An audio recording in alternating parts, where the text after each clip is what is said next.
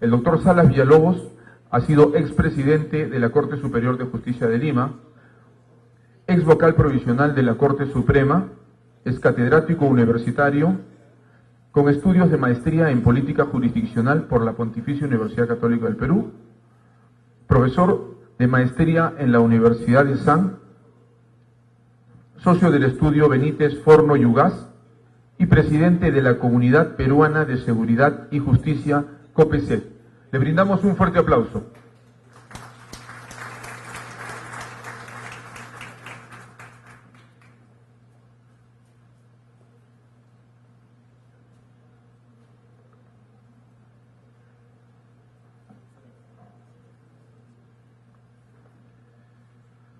Señor doctor Darío Palacios Este, consejero del Consejo Ejecutivo del Poder Judicial, señores magistrados, en primer lugar quisiera dar mi reconocimiento y agradecimiento a los organizadores de este quinto Congreso Nacional de Jueces, en el que por esas cosas del destino ahora me toca estar como expositor, habiendo participado en los 3 primeros congresos, que en un momento era una especie de una aventura a ver qué sucedía, pero motivado siempre un grupo de jueces porque apostábamos por una verdadera transformación del sistema de justicia en el Perú, y creo que eso ya se ha dado hace rato.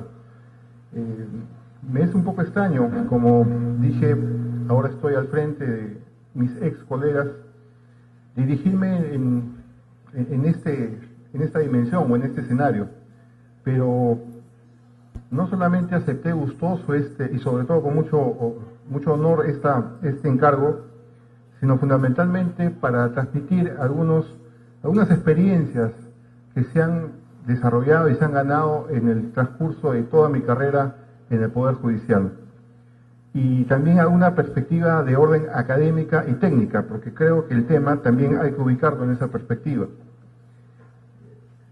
Mi experiencia actual, ya no en la judicatura, sino frente a ella, me está ratificando algunas apreciaciones y algunos conceptos que se solidificaron durante mi ejercicio en la judicatura. Y estas experiencias, como dije, hay que tomarlas también de 2 perspectivas, una perspectiva académica y una perspectiva técnica. La perspectiva académica se sitúa en el escenario de lo que se conoce como una nueva disciplina en el derecho, que es el denominado derecho judicial, que es una disciplina que tiene su origen fundamentalmente en Europa y que ha venido ya a estas zonas del continente hace más o menos unos 15 años.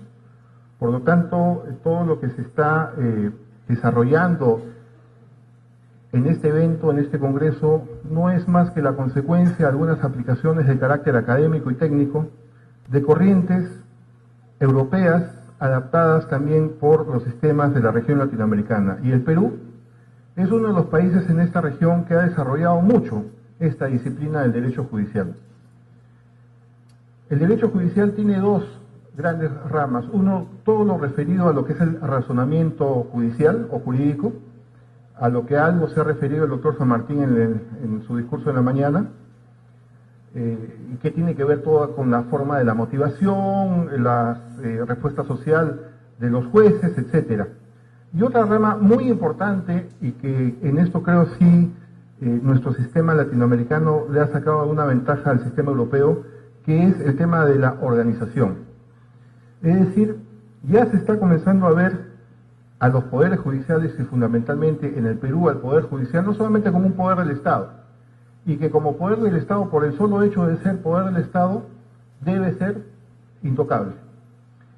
El tema de la autonomía del Poder Judicial, si bien es cierto, es un principio constitucional básico, no podría ser eficiente si es que, como organización, el Poder Judicial no tiene una orientación determinada. En otras palabras, las perspectivas actuales obligan a que un Poder Judicial no solamente sea visto como un poder del Estado, sino también como una organización. Y esta segunda parte de la organización judicial es básica. Ya en el siglo XXI, las exigencias sociales respecto de la eficacia del Estado exige pues de que todos los componentes del Estado tengan una organización claramente definida y sobre todo que responda a las necesidades de los ciudadanos. Y en este tema y en esta parte de lo que son los sistemas judiciales o las organizaciones es donde se viene trabajando con bastante ahínco en los últimos 10 o 15 años. Me ha tocado o se me ha encargado tocar un tema que, si bien es cierto, puede ser comúnmente tocado en distintos escenarios, consideramos que es un aspecto muy importante, no solamente para diseñar adecuadamente el sistema organizacional del Poder Judicial, cómo los despachos tienen que organizarse, cómo tienen que desarrollarse.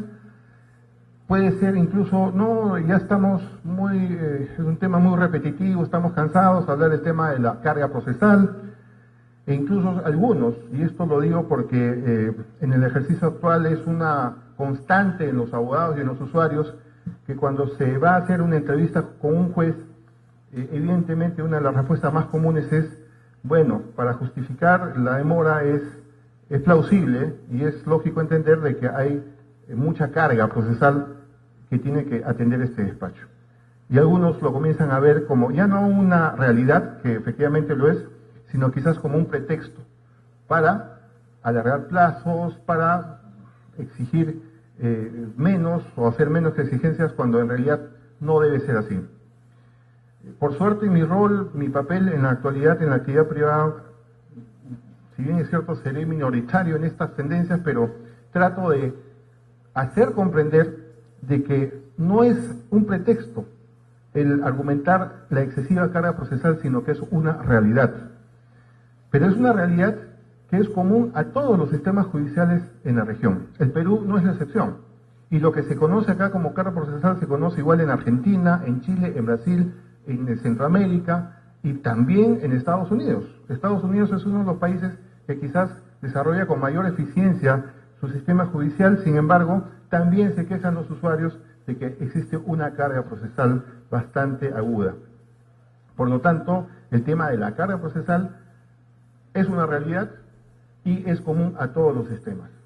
El tema en todo caso es cómo tratar esa carga procesal o cómo tratar esa sobrecarga procesal. Y ahí viene el punto central de todo este gran tema. Generalmente la respuesta más común que se recibe es cuando se hace una pregunta: ¿cómo implementar o cómo solucionar este problema de la carga procesal? Y quizás la respuesta también más común es creando más órganos jurisdiccionales. Esto que pasa aquí en Perú sucede también en Argentina, sucede en Chile, como repito, en muchos países. La semana pasada tuvimos un seminario internacional sobre temas de seguridad ciudadana y escuchando al expositor argentino parece que estábamos escuchando también la realidad del sistema judicial en el Perú. En Argentina pasa exactamente lo mismo. Se piensa que solucionando el tema de la sobrecarga, la única manera es creando más tribunales. Y sucede lo mismo que aquí, que los tribunales nuevos o los órganos jurisdiccionales transitorios con el tiempo se vuelven permanentes porque cada vez es mayor la carga procesal. Voy a tratar de centrar este tema en 5 puntos, 6 puntos quizás, muy concretos. Uno, lo que es el concepto, porque para saber qué cosa es carga procesal hay que darle una definición concreta, adecuada y precisa. Un segundo tema bastante también breve será qué cosa es la sobrecarga. Es decir, primero identificamos qué cosa es la carga y después qué cosa es la sobrecarga. Cuáles son las causas de la sobrecarga procesal en nuestros sistemas judiciales. Un tercer tema respecto a los efectos de esta sobrecarga y cómo se deforma todo el sistema o la organización judicial que origina pues este rechazo o esta calificación bastante negativa por parte de la sociedad. Un cuarto tema sobre ya aspectos más técnicos, sobre medición y estándares. Quizás estos elementos técnicos son importantes porque a partir de ello vamos a comenzar ya identificar claramente qué cosa es lo que tenemos. Y un último tema sobre el soporte actual que tiene el sistema judicial peruano, qué cosa es lo que está detrás del despacho para que haya un soporte técnicamente adecuado para que los jueces puedan producir como deberían. Para comenzar el primer tema sobre concepto, siempre utilizo esta pregunta que es muy simple, muy clásica. Yo le pregunto a un juez, X, cualquiera, ¿cuál es tu carga procesal? Y generalmente la respuesta que recibo es, bueno, mi carga procesal es de 1500 expedientes. Error, respuesta equivocada. La pregunta no es, ¿cuánto es tu carga procesal? Sino, ¿cuál es tu carga procesal? ¿Qué cosa es lo que tienes en tus manos? ¿Qué cosa es lo que tienes en tus despachos? ¿Qué tipo de procesos los has identificado? ¿Has podido establecer la complejidad o cuántos expedientes complejos? ¿La envergadura de los procesos? ¿Has podido hacer una clasificación de cuál es el volumen real de tu carga procesal? O sea, la pregunta no es cuánto es tu carga, sin embargo siempre tenemos esa referencia o esa respuesta inmediata. A la pregunta, ¿cuál es tu carga? El volumen, el número total. Y esa respuesta se da porque precisamente no hay, en todo caso, una definición clara de lo que es el concepto concreto y preciso de lo que es carga procesal. En términos simples, la carga procesal es el volumen de causas a cargo de un juez, así en general, el volumen de carga. Sin embargo, para poder ya procesar este volumen, el juez o el operador judicial debe tener en cuenta, en primer lugar, que este gran volumen se divide básicamente en tres tipos: carga activa, carga pasiva y carga neutra. Es decir, conociendo estos tres tipos en su despacho, un juez va a poder ordenarse un poco en el propio despacho, en su propia gestión. ¿Cómo clasifico estos tres tipos genéricos para después entrar a identificar ya con indicadores más reales o más específicos distintos tipos o subtipos para poder ordenar su despacho y atender los plazos razonablemente?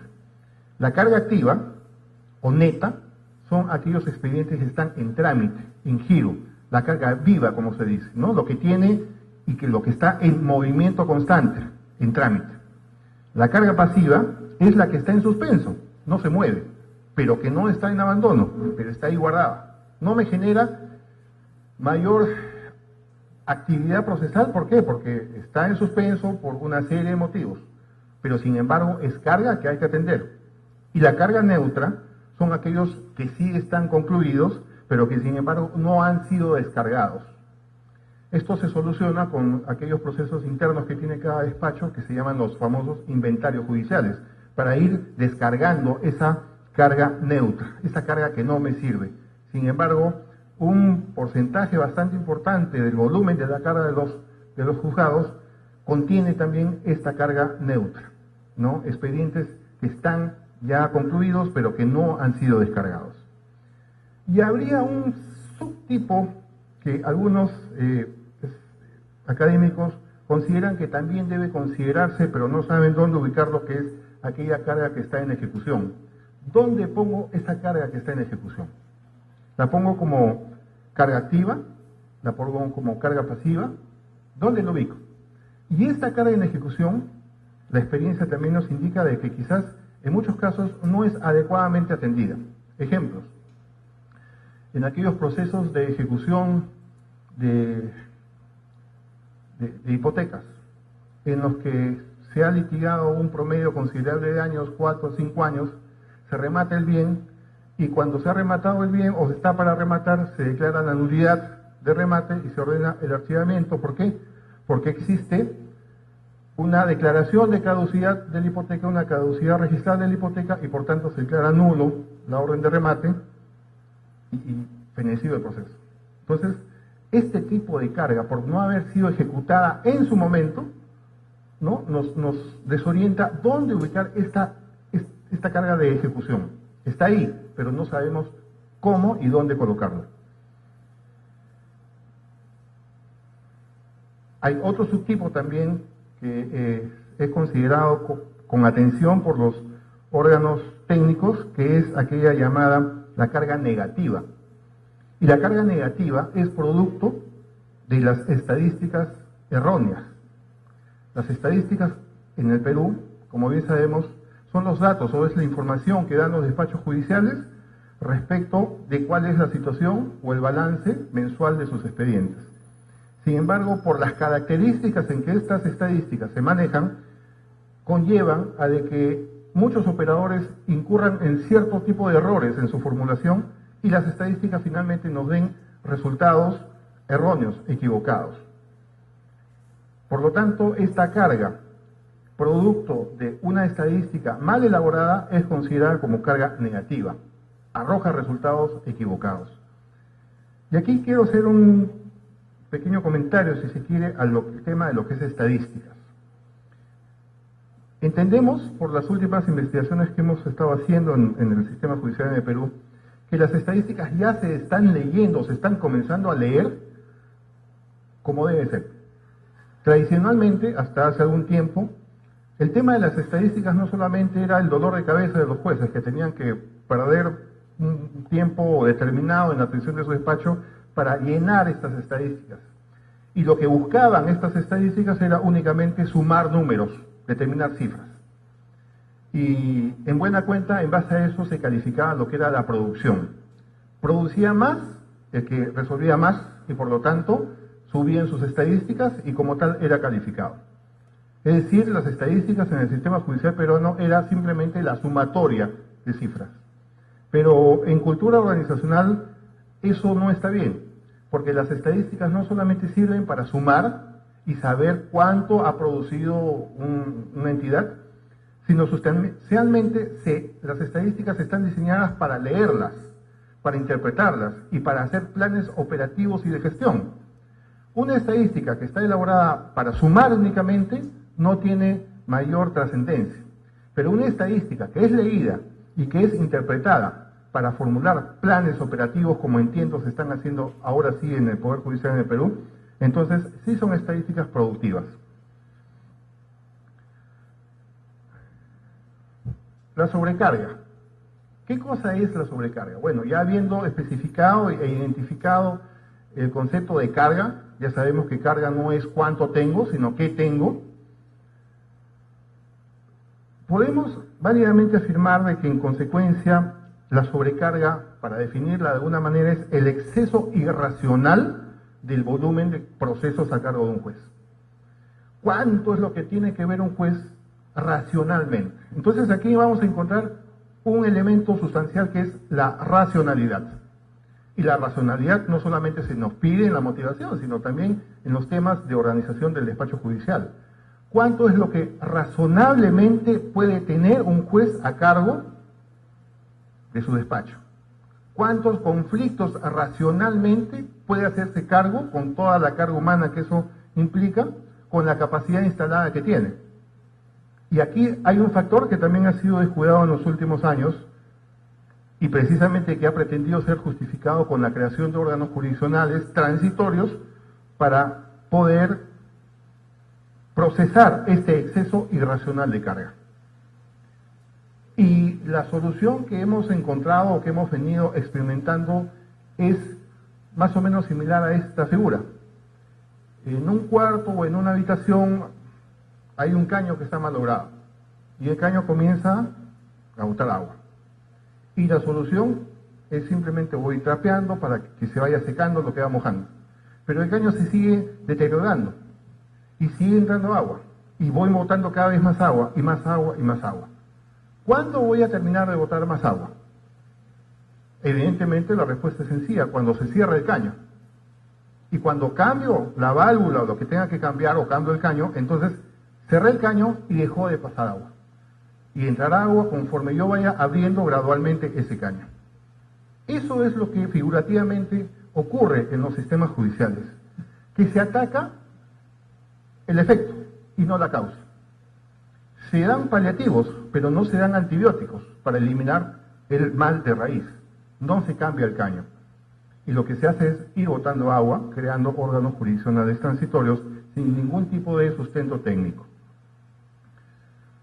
Y en la práctica también vemos varias causas por lo que ese caño no se ha cerrado, o por lo que, en otras palabras, se ha administrado o no se administra adecuadamente el tratamiento de la carga procesal. Veamos o intentemos identificar algunas de esas causas de la sobrecarga procesal en el Perú. Una de ellas, creo que es muy consecuente o muy propia de todos los sistemas en general, es el crecimiento demográfico, es decir, un factor demográfico, crecimiento de las poblaciones. Las ciudades cada vez van experimentando un crecimiento poblacional más intenso y por tanto, al crecer una ciudad, al crecer las poblaciones, van a haber más conflictos sociales. Esto es algo natural, este es un mal natural. Al haber más conflictos sociales, van a generar mayor acceso al sistema judicial y por tanto se va a generar una mayor carga procesal, un incremento por el factor demográfico. Un segundo factor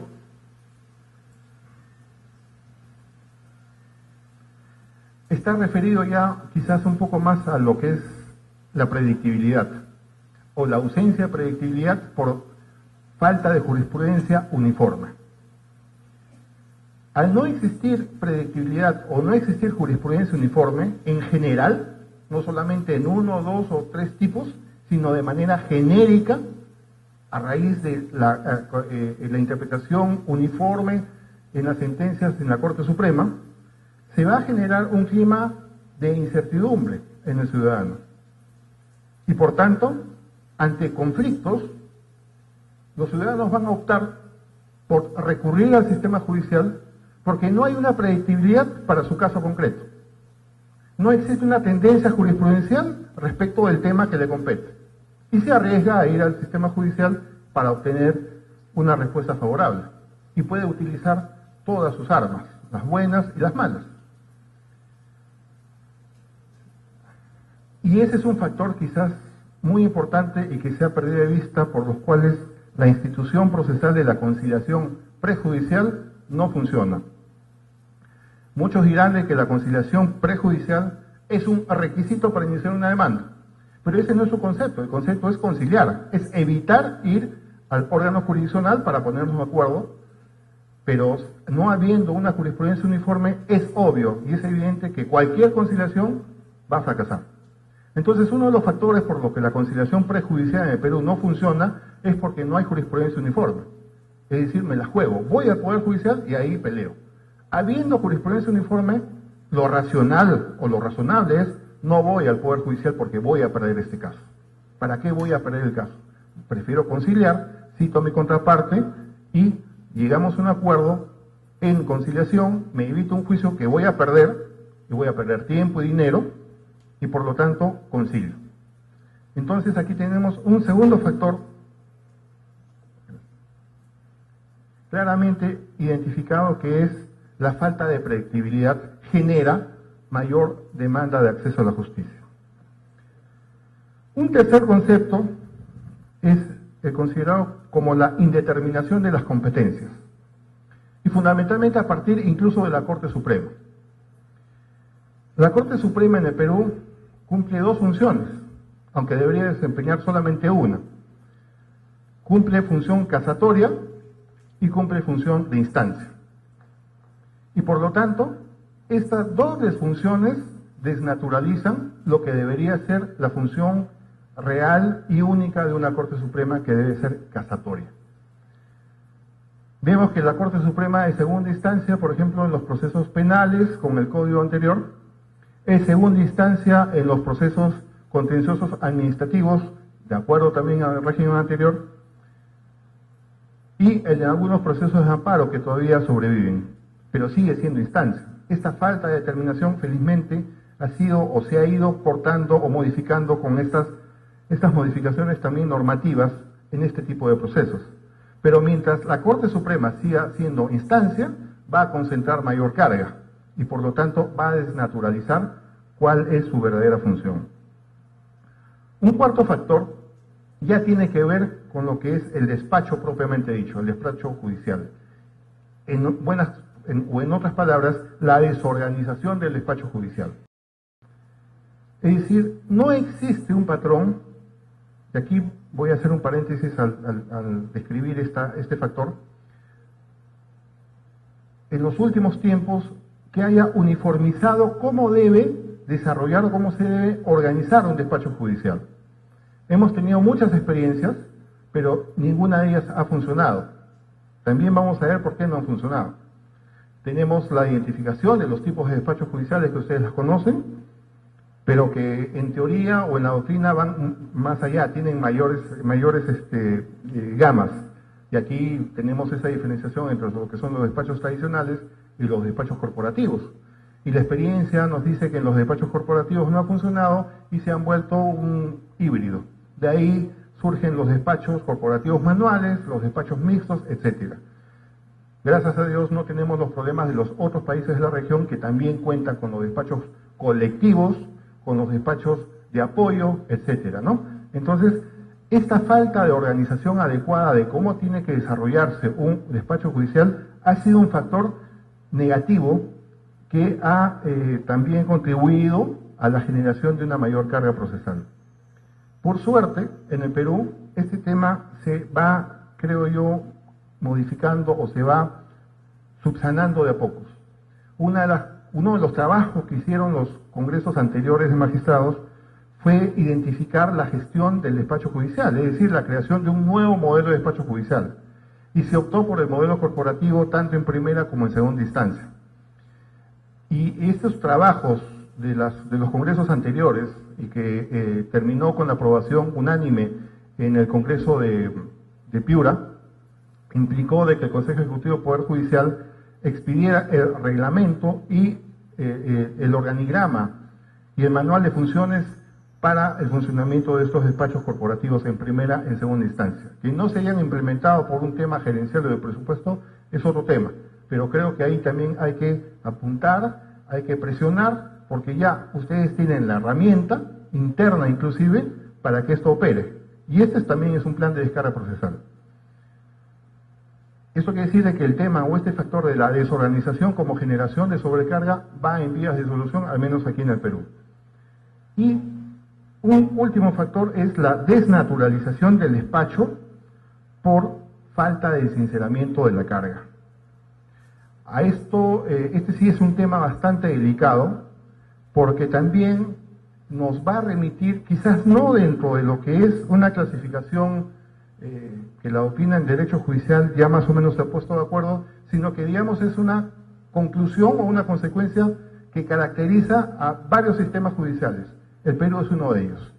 ¿A qué nos referimos con la desnaturalización del despacho? Es aquella premisa o aquella idea que se tiene de que los despachos transitorios con el tiempo se vuelven permanentes. ¿Por qué? Porque no están cumpliendo su función de descarga procesal. Un despacho transitorio, su nombre lo dice, y lo dice la Ley Orgánica del Poder Judicial, tiene un periodo de vida útil que lo da la ley. Sin embargo, esa misma ley establece la posibilidad de su prórroga en tanto y en cuanto no haya culminado su objetivo, es decir, la eliminación de la carga excesiva. Y la práctica, ¿qué cosa es lo que nos viene enseñando? Que efectivamente estos órganos transitorios se van volviendo permanentes porque no están cumpliendo su objetivo. Y esta forma de desempeñarse desnaturaliza, pues, a estos órganos jurisdiccionales. Por distintos motivos. Y aquí yo sí creo que hay que ser bastante directos y claros. Todos conocemos cuáles son los usos judiciales, todos nos hemos desarrollado en las distintas funciones, en unos aspectos para volverse efectivamente permanentes. En otros aspectos, porque algunos malos operadores consideran de que si voy a cumplir con el objetivo, como he sido promovido provisionalmente, si cumplo el objetivo, entonces me van a bajar a mi posición anterior y voy a ser perjudicado económicamente.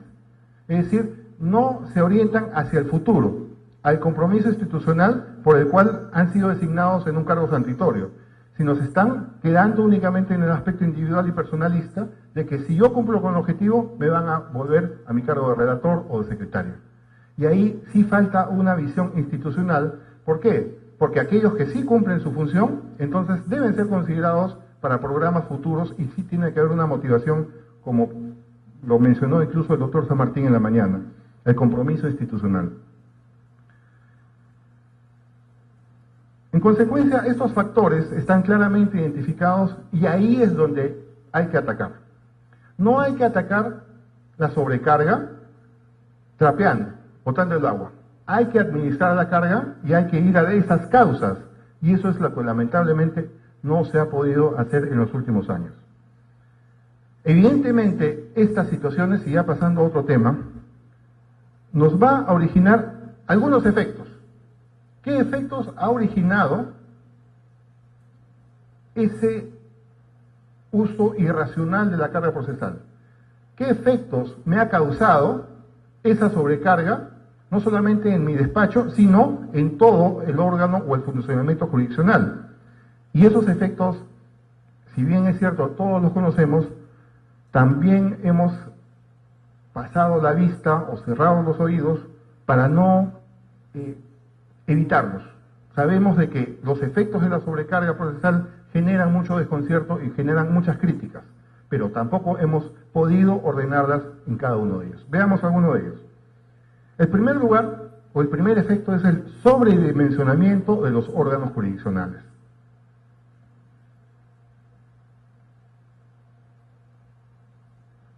Es decir, una estructura orgánica judicial que está debidamente diseñada va creciendo, pero va creciendo sin límites y va creciendo sin un horizonte hacia dónde debe crecer y cómo crecer. Y las experiencias nos han demostrado de que lo que se ha hecho ha sido un sobredimensionamiento de los órganos jurisdiccionales. Solamente para citar algunos ejemplos o experiencias que ya se han vivido. La reforma del 96. La reforma del 96 es uno de los procesos en los que se implementaron algunos conceptos técnicos de lo que debe ser un proceso de reforma. El problema estuvo después en sus efectos. ¿Cómo terminó? Todos lo sabemos perfectamente bien. No ese es el tema. El tema es una reforma desde objetivos técnicos. Y una de las cosas que se implementó o que se buscó en ese proceso fue lo que se denominaba la carga cero. Académicamente, ningún país del mundo busca ese objetivo, carga cero. Es más, técnicamente la denominación carga cero no existe. No hay un solo país en el mundo, ningún sistema judicial en el mundo, ni el europeo, ni el latinoamericano, ni el norteamericano, que puedan haber logrado el objetivo de carga cero.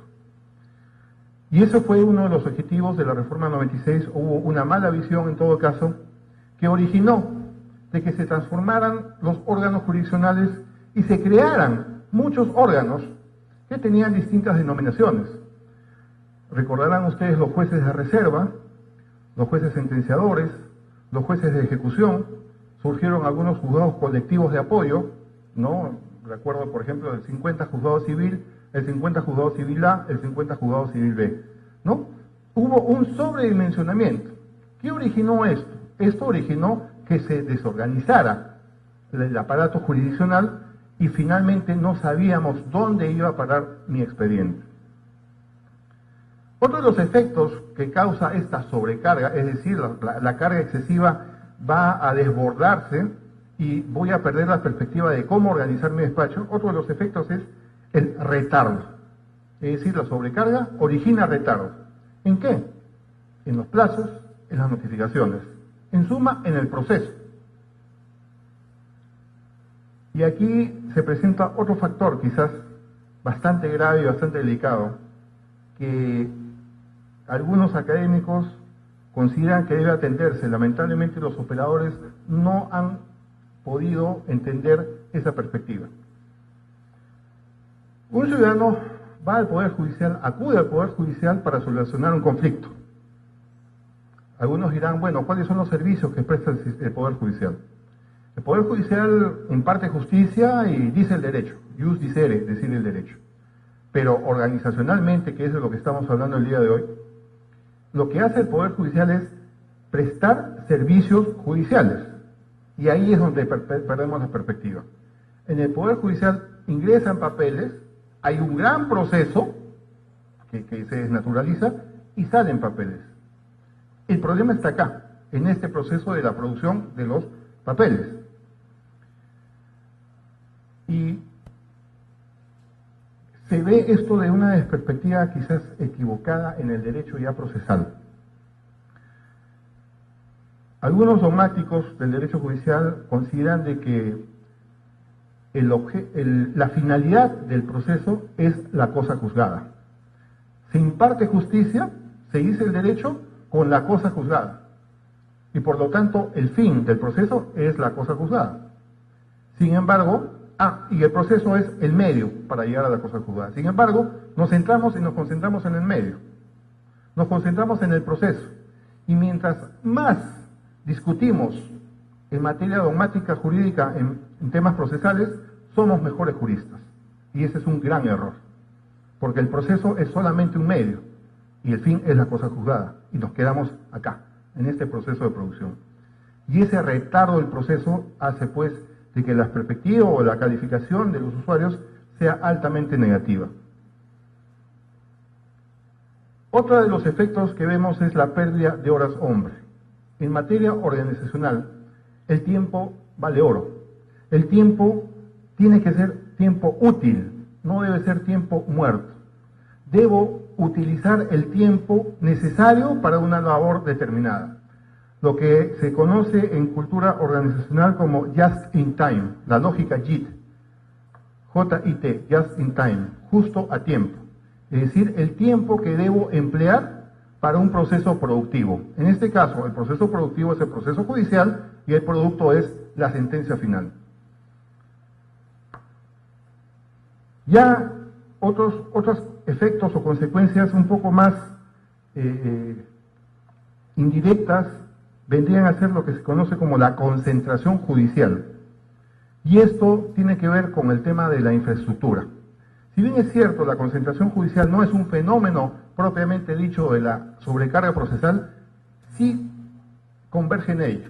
Converge en ella porque no existen los espacios apropiados para poder manejar esta sobrecarga. Y lo que tenemos es que se produce una concentración de los órganos jurisdiccionales que ya están sobredimensionados en espacios inadecuados, en espacios que no han sido preparados para desarrollar sus funciones adecuadamente.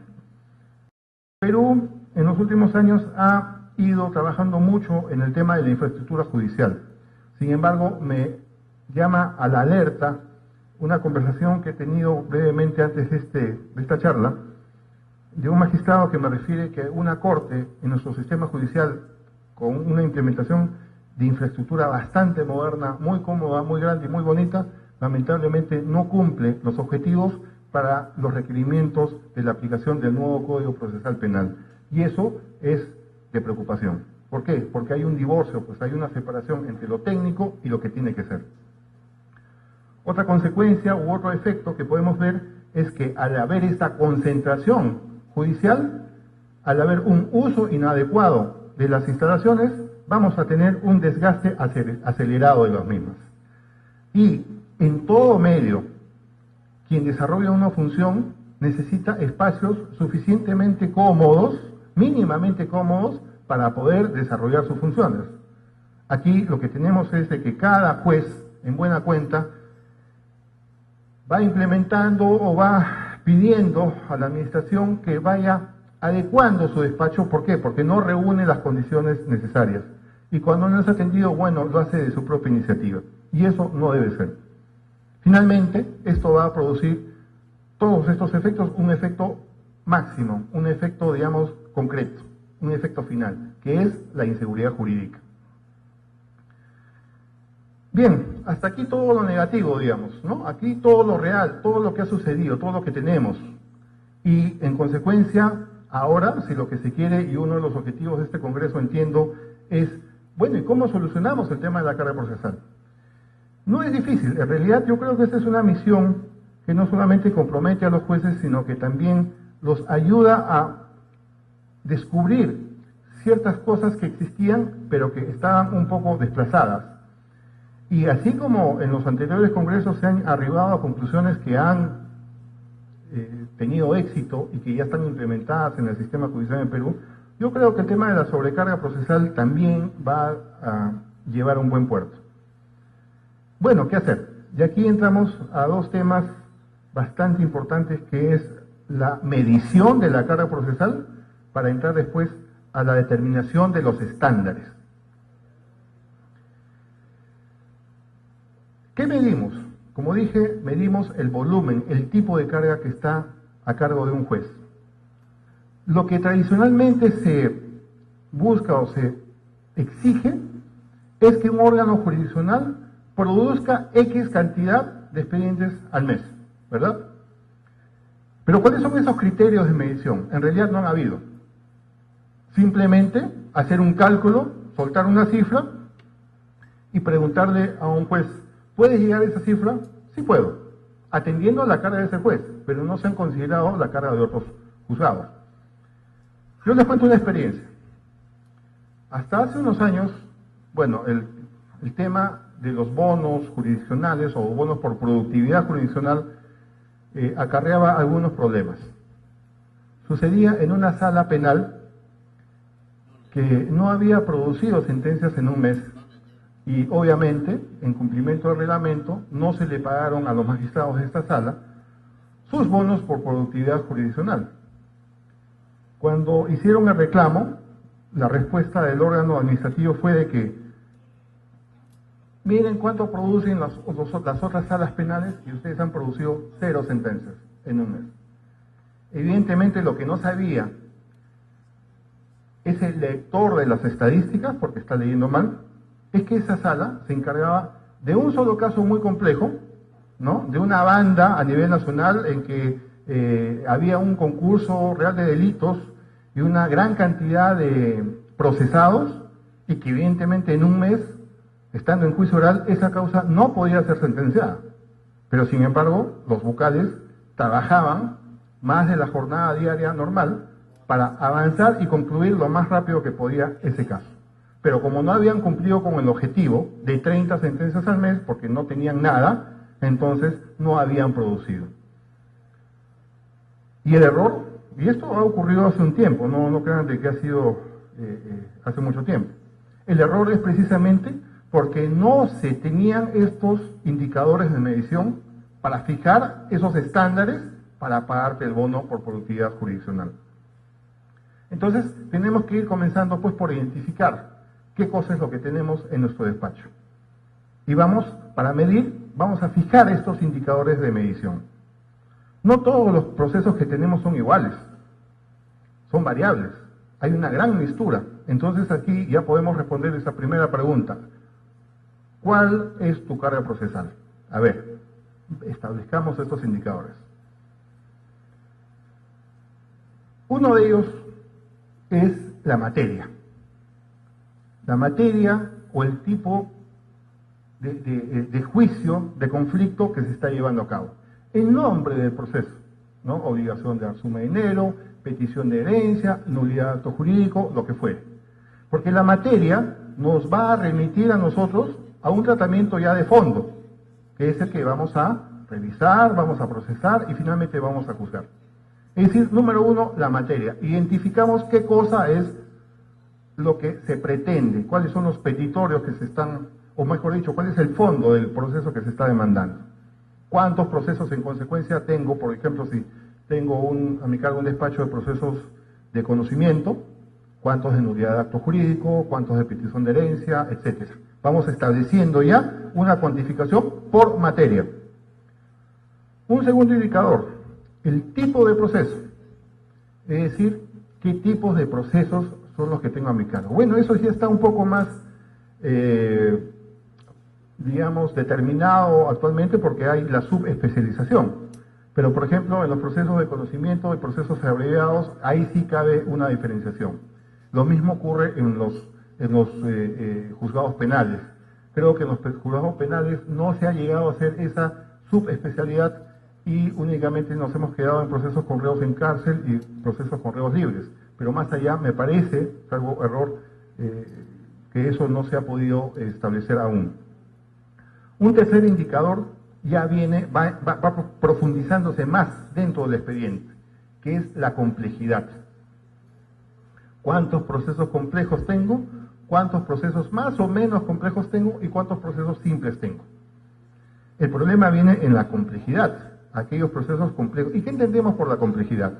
No necesariamente que sea un proceso grande, no necesariamente un proceso donde participen 20 procesados o 20 partes o agentes procesales, sino que pueden participar únicamente dos partes, dos agentes, un agente activo y otro pasivo, pero sin embargo el proceso en sí, en su fondo, en su esencia, es muy complejo, es muy complicado, porque hay indefinición, hay indeterminación de las situaciones jurídicas, hay necesidad de una probanza muy cierta, hay abundancia de pruebas, etcétera. El proceso, siendo solamente dos partes, es muy complejo.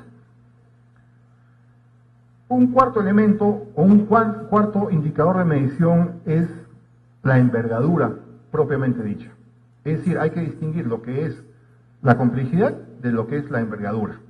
La envergadura sí ya es el volumen, es el tamaño del expediente. ¿Qué tan grande es? No por complejidad, sino por intervención de agentes.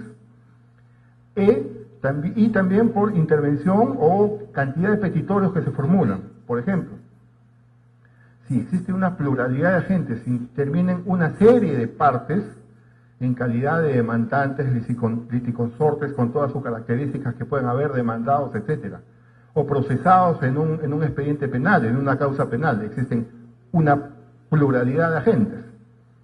Y también si es que existe una pluralidad de petitorios o de derechos, ¿no? Las demandas acumulativas, las pretensiones accesorias, cuántas pretensiones, qué tipo de pretensiones, entonces ahí voy ampliando un poco más la gama. Entonces tenemos una rama bastante amplia de agentes y una rama bastante amplia de petitorios. Los petitorios son los derechos que finalmente voy a decir. En consecuencia, acá tenemos un indicador que va a medir la envergadura de los procesos que estoy viendo a mi cargo. Estos indicadores, todos estos, una vez que ya están establecidos, deben pasar a una segunda fase. Es decir, hemos sido capaces de poder identificar estos indicadores de medición. Muy bien, ¿qué voy a hacer con estos indicadores ahora? Ya pude identificar realmente cuál es la carga que tengo y ahora qué hago con ella. Viene una segunda fase, que es la fase de la distribución. La distribución es cómo se va a repartir este volumen o estos indicadores ya identificados en los distintos órganos jurisdiccionales. Y la única forma o el único elemento que tenemos de distribución en la actualidad es la conocida como la distribución aleatoria. Entra el sistema y el sistema la reparte. Pero el sistema tiene que ser complementado por un factor complementario, que es la proporcionalidad. Es decir, no es suficiente de que el sistema sea aleatorio, sino una vez que esto ha sido procesado en el sistema también sea capaz de distribuir aleatoriamente en forma proporcional todos estos procesos. Es decir, a mí me tocaron 20 procesos de conocimiento, estos 20 eran complejos y estos 20 tenían una pluralidad de agentes y de derechos. ¿A ti cuándo te tocaron? Bueno, a mí me tocaron 2 y el resto sencillo. Y a mí 5. Entonces ahí vemos una falencia del sistema, que no es capaz de identificar este factor de proporcionalidad en la determinación aleatoria, cómo se van a distribuir estos procesos. Miren, estos factores son bastante simples y todos ustedes los conocen. Sin embargo, si están desordenados, entonces vamos a tener lo que tenemos, un tratamiento irreal de la carga. Pero si vamos a entender la forma como se deben aplicar estos indicadores, entonces vamos a distribuir y vamos a ordenar nuestro tiempo, nuestra carga, y vamos a agendar el orden de prioridades en cada uno de estos procesos. Un tercer factor también que hay que tener en cuenta es lo que se denomina la capacidad instalada. Y esto es consustancial a lo que tengo que trabajar. Es decir, ¿qué cosa es lo que tengo o con qué cuento para tratar esta carga procesal? No basta con que la identifique, No basta con que haya establecido estos indicadores, no basta con que haya determinado o medido adecuadamente bien esta carga. No es suficiente que haya sido distribuida aleatoriamente y proporcionalmente. Muy bien, tengo esta carga que es razonable, pero ¿qué cuento para atender esta carga? ¿Cuál es mi capacidad instalada? Logística y humana. Entonces, aquí también hay un factor que en los últimos tiempos ha sido el talón de Aquiles, quizás, en nuestros despachos judiciales, que no contamos con una capacidad instalada adecuada, tanto en infraestructura, tanto en logística, tanto como en recursos o medios para atender esta carga procesal que ya la estandaricé, ya la fijé.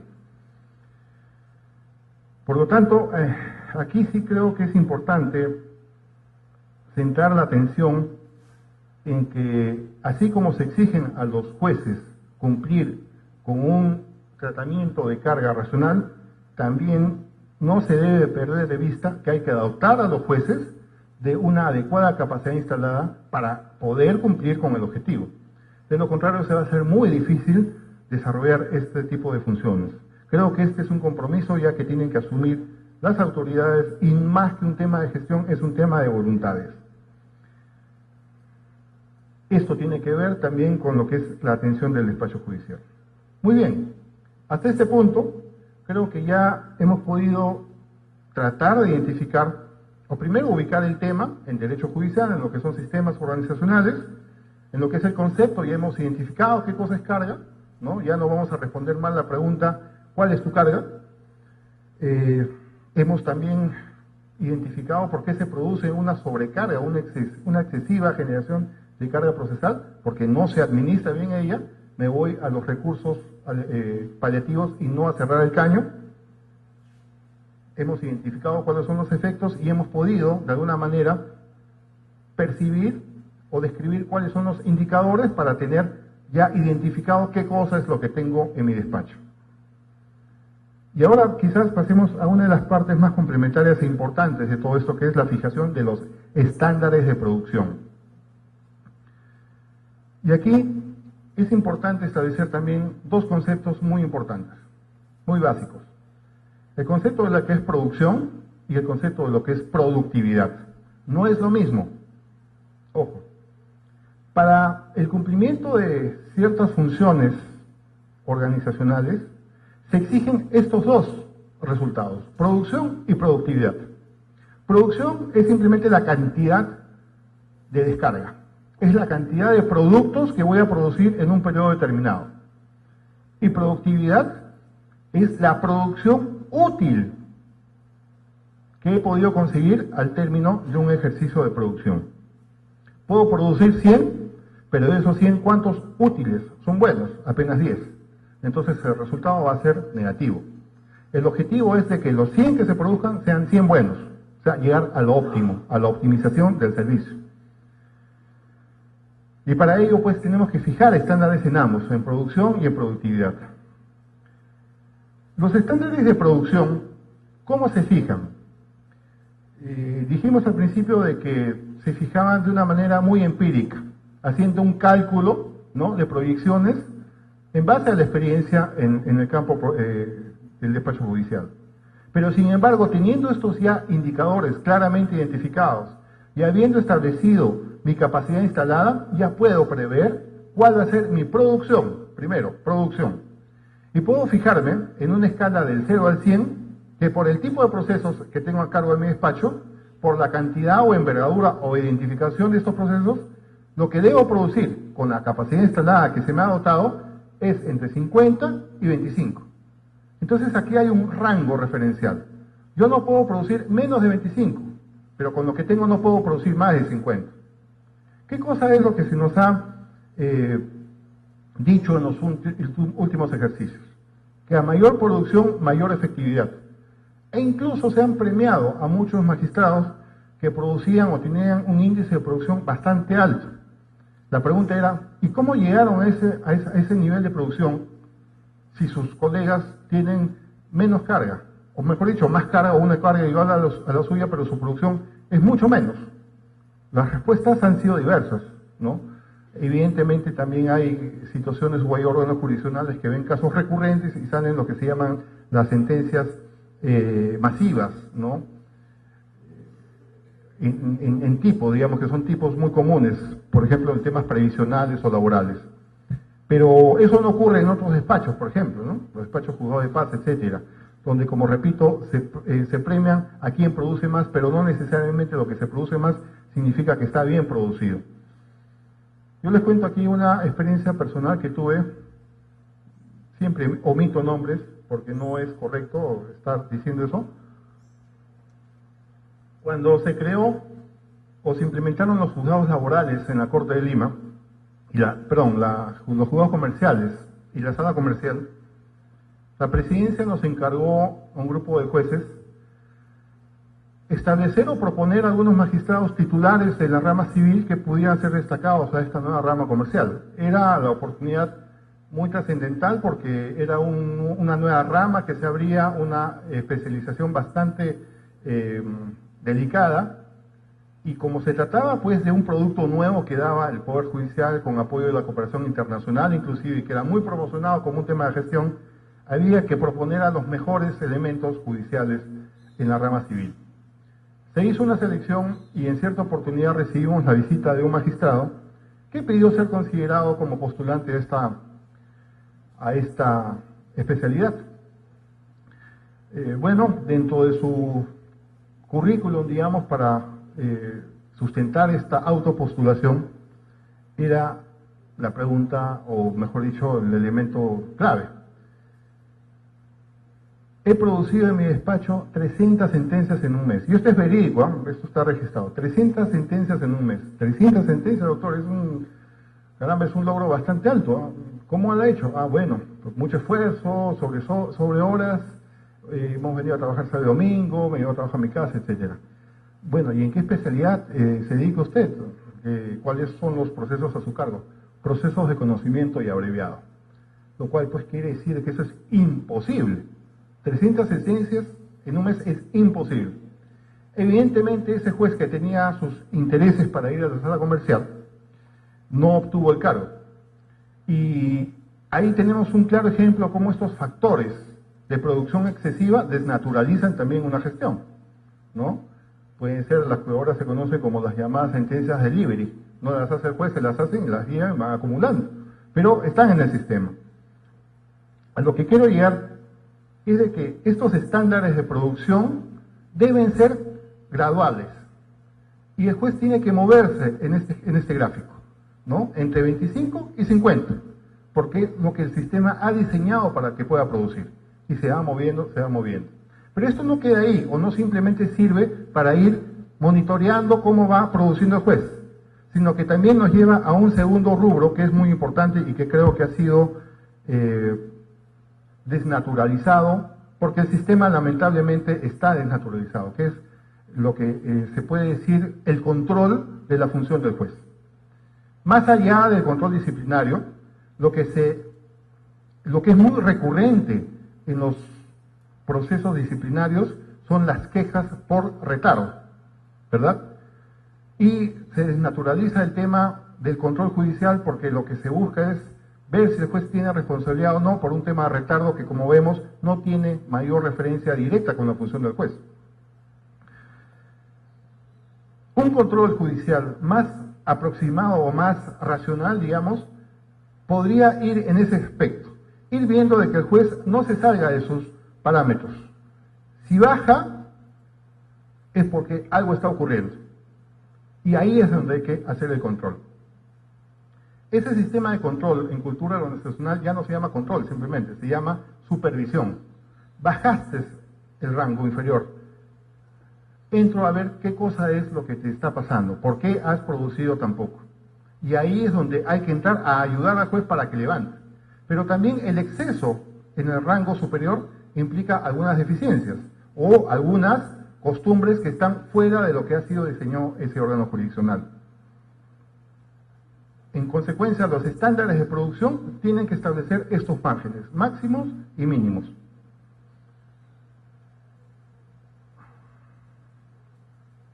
En lo que es los estándares de productividad, ya nos vamos a lo que es el resultado de las sentencias finales, cómo se califican. Aquí estamos entrando a un terreno bastante complicado también, porque tiene que ver cómo va quedando esa sentencia posterior, es decir, si son confirmadas, si son anuladas o si son revocadas.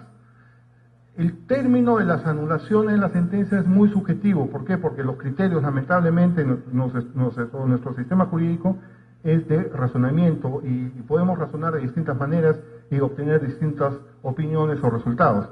Sin embargo, estos tres factores de confirmaciones, anulaciones o revocatorias ya nos van a complementar un poco más estos conceptos de productividad. Para concluir, quisiera, y esto sí lo he visto con bastante halago y satisfacción, porque veo de que el soporte actual que tiene el sistema judicial es bastante importante. En el año 2008 se creó la Comisión de Descarga Procesal. Como dije, esto es una política que siempre se ha desempeñado, siempre se ha ejecutado, el Plan Nacional de Descarga Procesal, que era creación de órganos jurisdiccionales. A partir del año 2008, ya no solamente se entiende que hay que crear órganos jurisdiccionales, sino que hay que hacer el seguimiento de cómo van funcionando. Y recién he podido verificar que a partir de este año se cuenta ya con una Secretaría Técnica de apoyo a todos los órganos jurisdiccionales para poder controlar el tratamiento de esta carga. Es decir, todos estos indicadores que les he referido ya están procesados en esta oficina de la Secretaría Técnica del Programa de Descarga Procesal. Y incluso en los materiales que se les han adjuntado hay algunos